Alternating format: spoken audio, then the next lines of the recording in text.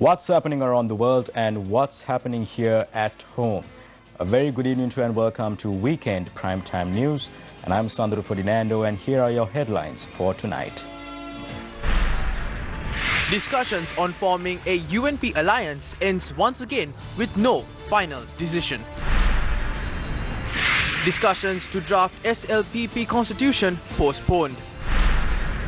A new suggestion from the United National Party for the position of opposition leader.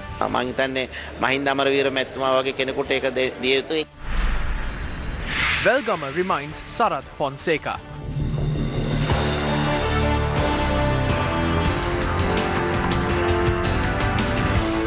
First up in news here at home, several decisive meetings regarding the establishment of the new alliance led by the United National Party took place in multiple places today. Chairman of the UNP, Minister Kabir Hashim, recently said the leaders of the proposed alliance will meet today to discuss and arrive at a final decision regarding the alliance and its presidential candidate. We presented several amendments. 4 of the 5 amendments had no issues. However, one amendment must be discussed once again. Party leaders and the main representatives of the UNP are due to meet this Saturday. We believe we could reach a consensus regarding these agreements during these discussions. Accordingly, party leaders supporting the United National Front met at the residence of Minister Rajitha Senaratne in Colombo this morning. It was reported that Ministers Mangala Samaravira, Ravi Karuranayaka, Akila Viraj Kariwasam and Kabir Hashim participated in the meeting on behalf of the United National Party. In addition, political leaders due to join the alliance, including Mano Ganeshan and Rauf Hakim, also participated in the meeting. It was reported that the presidential candidacy was discussed in depth during the meeting, while the opinion of a majority of those present was that the presidential candidacy should be decided by the United National Party. However, the meeting that took place for more than 3 hours had concluded with no agreement, and all MPs and ministers who participated in the meeting refrained from expressing their views to the media. UNPers were expecting a final decision today. However, we did not receive any. We are disappointed that Sarath Fonseca has forgotten his past. When he was imprisoned by Mahinda Rajapaksa, it was Sajith Premadasa and Palitha Tevara Peruma who visited him day and night. However, today, Sarath Fonseca ungratefully points fingers at Sajith Premadasa and his father, the late Ranasinghe Premadasa.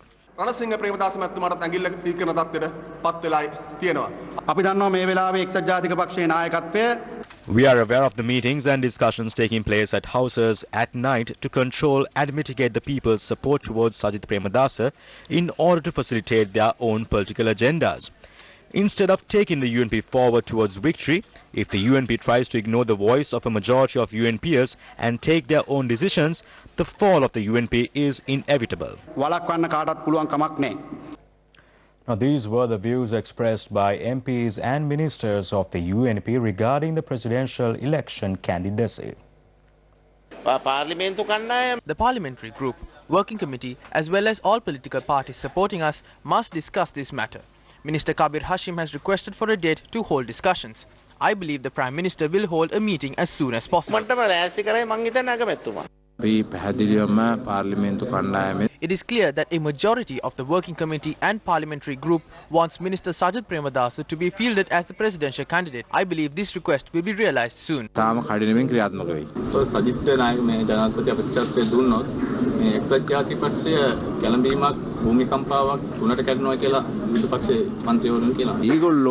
The opposition is afraid of Sajith Premadasa being fielded as a presidential candidate, as they will be compelled to remain in the opposition for many years if Sajith Premadasa contests. We do not have any personal issues against Ranil Wickremesinghe. We are only concerned about the political democracy in the country.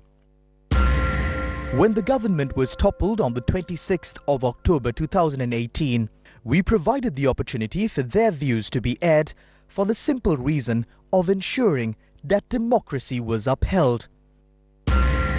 Even at this moment, we represent the desires to see political democracy preserved in our country. Leader of the United National Party Ranil Wickremesinghe has once again begun resorting to his deceitful political tactics. Wickremesinghe has a wealth of experience and a track record that speaks volumes of how he has blatantly ignored the hopes and aspirations of the country as well as the UNP party supporters and only acted for the furtherance of his political agenda as well as the wishes of his close associates. Procrastination is one of the main tactics employed by Ranil Wickremesinghe to this end. Whenever he was challenged, he appointed committees like the Pitapana Committee, the Mano Malik Committee, the Ruwan Wijewardena Committee and many other similar bodies, some which never even functioned, and the reports submitted by the others remain a secret to this very day.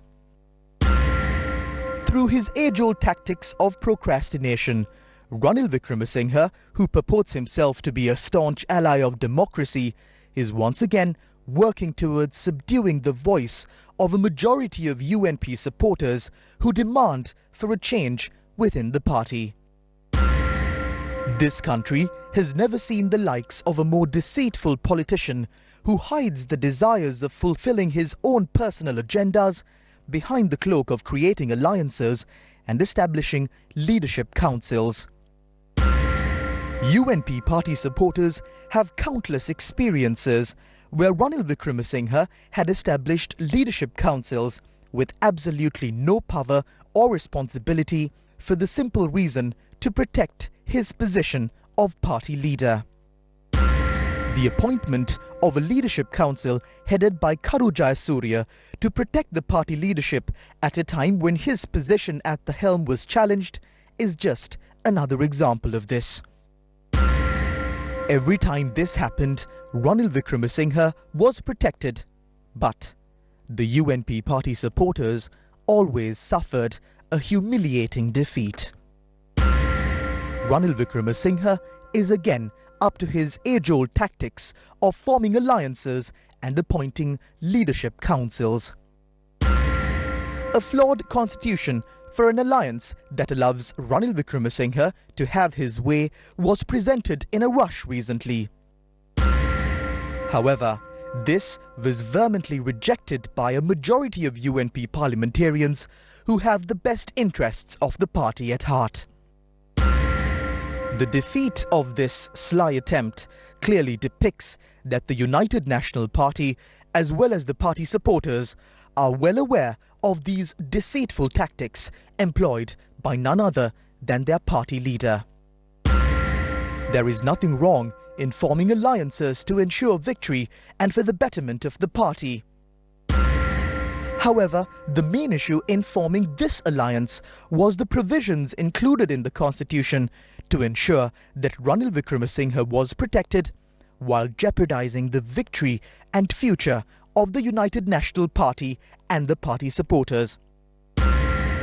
However, UNP parliamentarians and the party supporters strongly believe that these deceitful tactics of Ranil Wickremesinghe will not bear fruit this time around. The 253rd model village constructed in the Anamaduwa Thammennagam under the Samata 7 housing program was vested with the public today under the auspices of the Deputy Leader of the United National Party Minister Sajith Premadasa.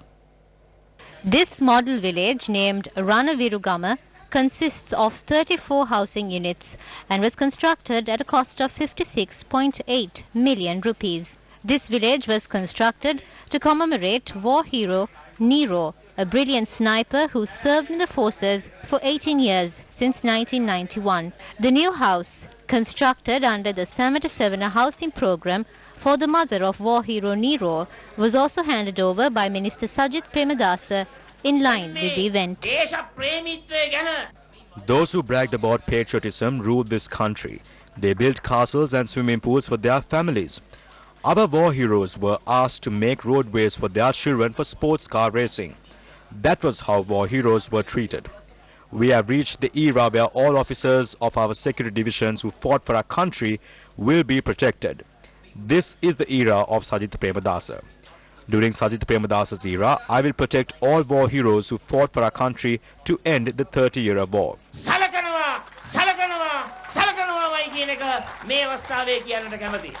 රටේ ජනතාවගේ හිතට Sajith Premadasa is a people's leader who has won the hearts of everyone. He must be elected as the president of this country by the end of this year. අපි මේ රටේ පත් කරගන්න ඕනේ. පෙළ ගැහිලා සූදානම් වෙන්න ඕන. My brothers and sisters, we must all unite to elect Sajith Premadasa as the president in December. පත් කරන්න ඕන කියන තේමාව අපි හිතර ගන්න ඕන සහෝදරවරුනි. The Sajith Generation organization held a march in Batticaloa today demanding to name Sajith Premadasa as a presidential candidate. The march commenced from the Batticaloa clock tower demanding the UNP party leaders to name Sajith Premadasa as the 2020 presidential candidate. The march ended from the Kalladi bridge. All residents in Batticaloa are asking for Sajith Premadasa to be the next president. We, the Tamil community, will support him. Now the Sri Lankan citizens need Sajith Premadasa, who helps the grassroots level people of the country. All Tamil, Muslim and Sinhalese people should ask to appoint Sajith Premadasa as the presidential candidate of the UNP. Meanwhile, a group of former officials from the local government bodies convened a media briefing in Beliatta to extend their support to Minister Sajith Premadasa.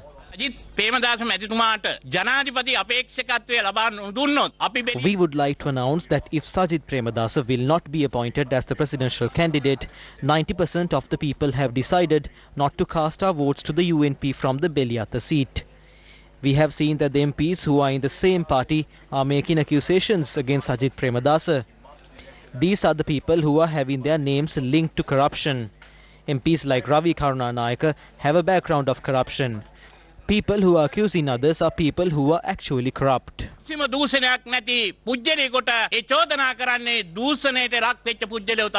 In more local news now, several events were organized in the southern province today to welcome SLPP presidential candidate Gotabaya Rajapaksa. A ceremony to welcome Gotabaya Rajapaksa was held in his hometown Madamulana this morning. Gotabaya Rajapaksa also paid floral tributes to the memorials of his late parents at the D.A. Rajapaksa Museum in Madamulana. The event saw the participation of Leader of the Opposition Mahinda Rajapaksa and MPs Chamal Rajapaksa and Nama Rajapaksa.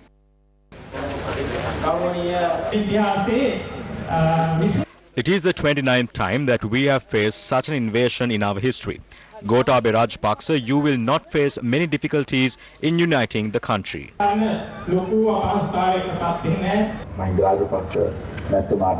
Just like how you blessed Mahinda Rajapaksa, I visited this area expecting the same from you, and I thank you for coming here, and may the Triple Gem bless you.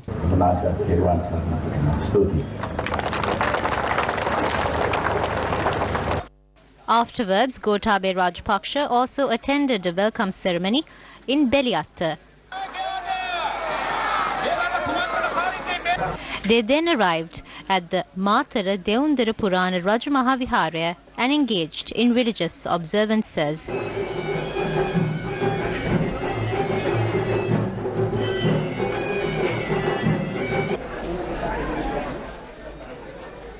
Gotabaya Rajapaksa then visited the Deundara Shri Vishnu Devalaya. The group then arrived at the shrine of Our Lady Matara and then visited the Matara Bodhya to obtain blessings.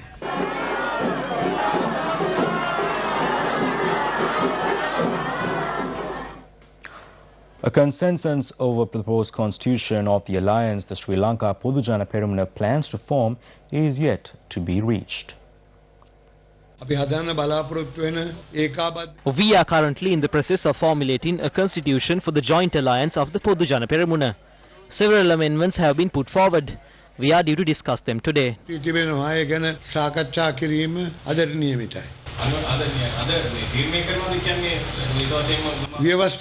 will conclude all activities to form the constitution.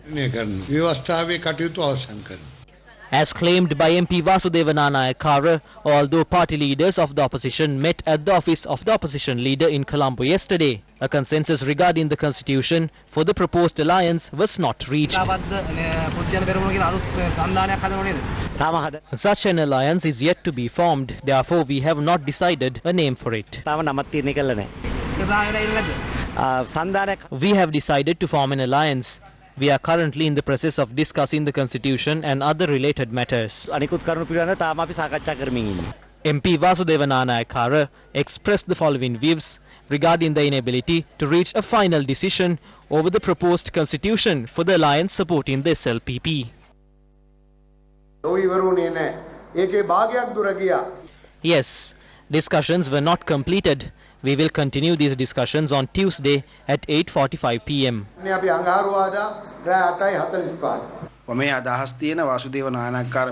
MPs Vasudeva Nanayakara, Dinesh Gunawardena mentioned that they will present their presidential candidate following discussions within SLPP leadership and senior party members. But they have nominated Gotabaya Rajapaksa without updating views from anyone else. It's like how you check the horoscopes after getting married. They are trying to find out if it is good or bad only after they have gotten married.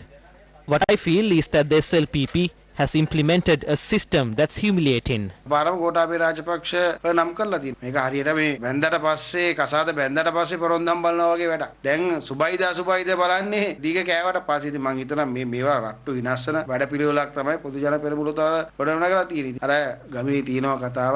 නංගි පෙන්නලා අක්කා දෙනවා. මම හිතනවා පොදු ජන පෙරමුණේ මහින්ද රාජපක්ෂගේ යම් කිසි උත්සාහයක් තියෙනවා කියලා අපිට සැකයක් තියෙනවා. මල්ලි පෙන්නලා නෝනා දෙන්න වගේ යන්නේ ඉස්සරහට. MP Kumar Velgama expressed these views in Valipenda, Matugama today. There are plenty of leaders in Sri Lanka who can develop our country. He obtained US citizenship and chose to leave this country. Will any foreigner feel for this country? I feel for this country. Mahinda Rajapaksa, Chamal Rajapaksa, Dinesh Gunawardena, we all feel for this country. We never left this country.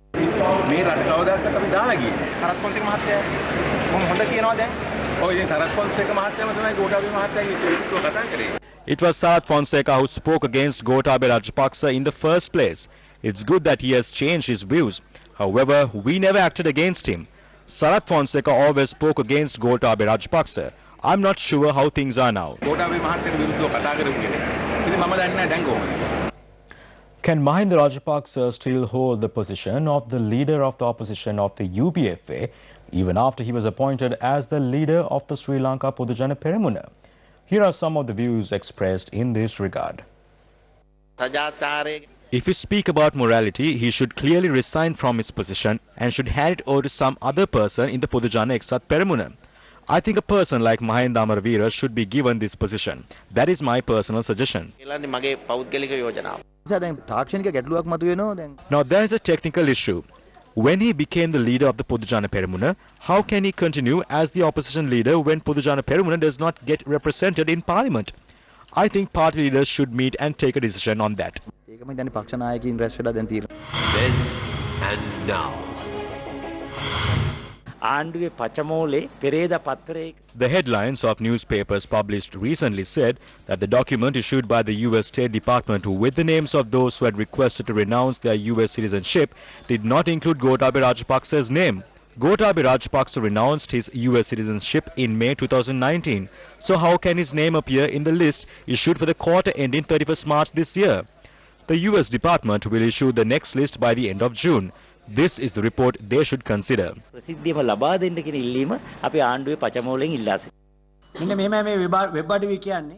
website states that the document published was a list prepared based on information submitted to the Secretary of the US State Department under the quarterly basis.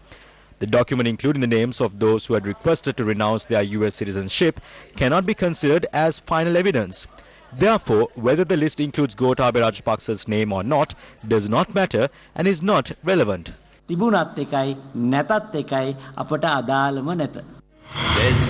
and now. Who pays attention to the issues of the public when the public representatives are engrossed in power struggles? Up next is Voice of the People.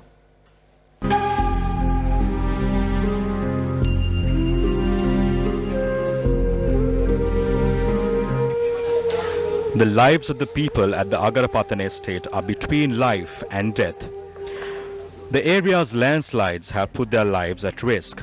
Since the landslides in April 2018, those who were affected kept in a library until their houses were rebuilt. Days and months have passed, yet their places are not rebuilt and their suffering continues. Living in the same landslide area makes their life harder than how it was ever before.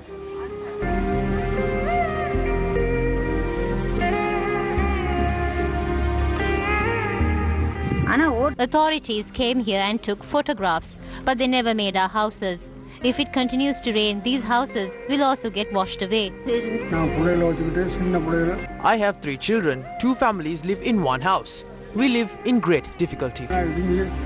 We live with so many difficulties. No one solves our issues. So why should we vote in the first place?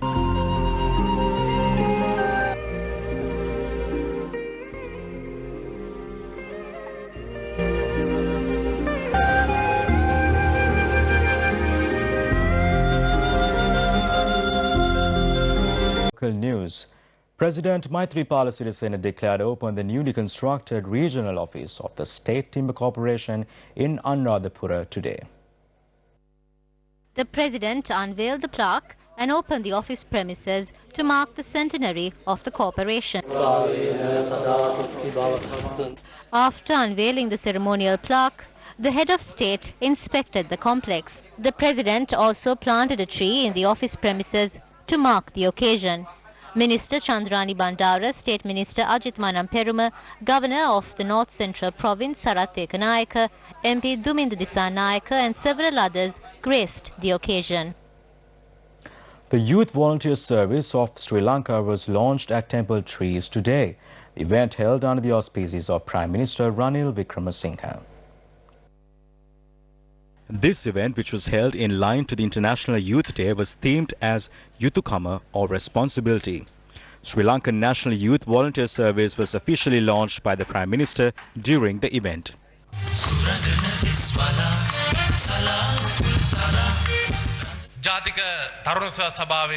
This is the last day I will be addressing you as the chairman of the National Youth Service Council. Today I have no regrets. I am proud today. You may remember during the past 4 to 4.5 years, we spearheaded massive programs.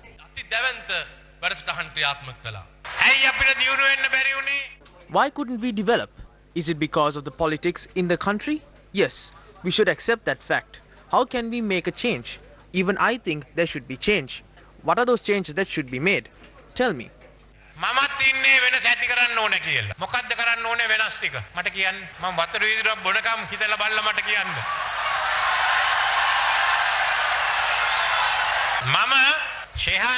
I'll appoint a committee headed by Shehan. Shehan, stand up.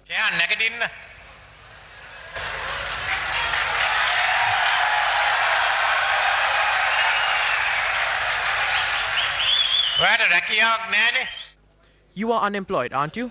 Am I correct? That's why I selected you to head the committee. Can you present a report in 2 weeks? Can you or cannot? Okay, during those 2 weeks, submit your ideas to Shehan. Shehan, come here and give me your email address. shehan@gmail.com.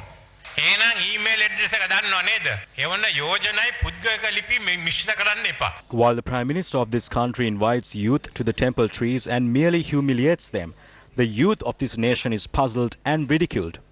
He does not seem to have acted honestly before thousands of issues the youth face, including unemployment, issues in the university system, and education.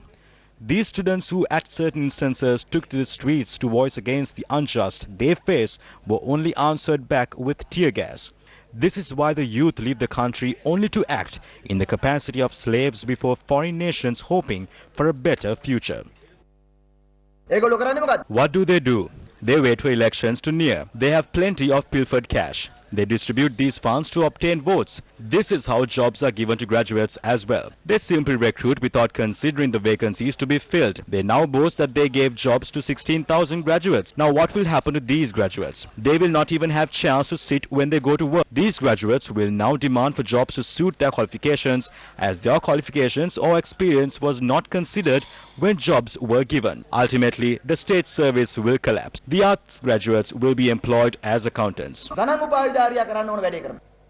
Due to an increase in the number of tourists visiting Sri Lanka, with arrivals expected to hit the 3 million mark by the end of the year, the Minister of Tourism Development said that Sri Lanka might waive off the entry visa fee for 48 countries indefinitely.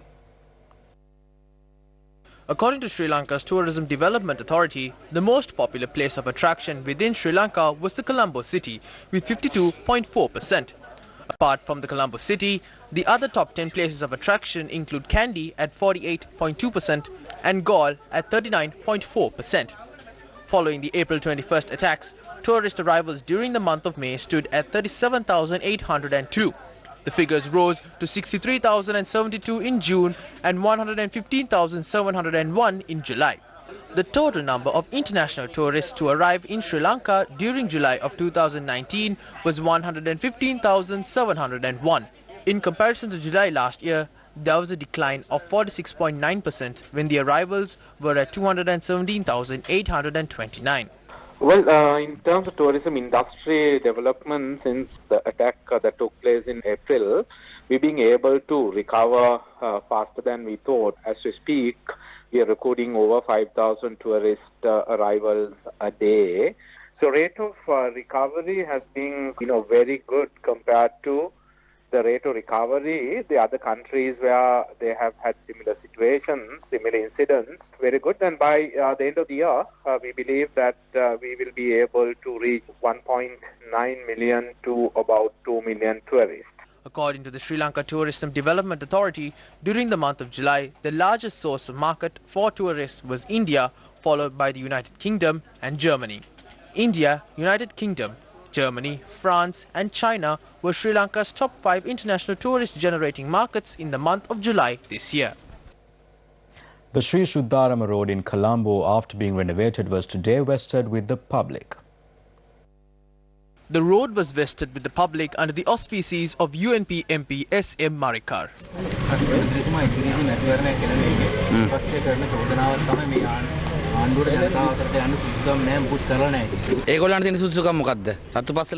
What qualification does the opposition have? Was it the murders they have committed, or the murder of Roshen Chanaka and Lasantha Wickrematunge, or was it the MIG deal, or building graves for their parents from public funds, or the separation of train compartments, or the importation of carom boards with public funds? What qualifications do they possess? Those who should be in prison have become heroes. These are the mistakes of our government. In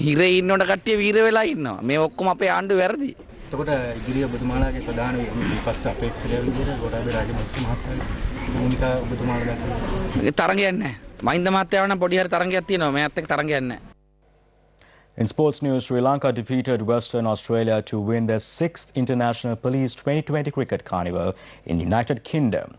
Meanwhile, today was day 4 in the first test between Sri Lanka and New Zealand. And Sri Lanka, who were given a target of 268 runs of victory, were 133 runs for no loss at close of play. And with that, wrap up news for tonight. Do take care and good night.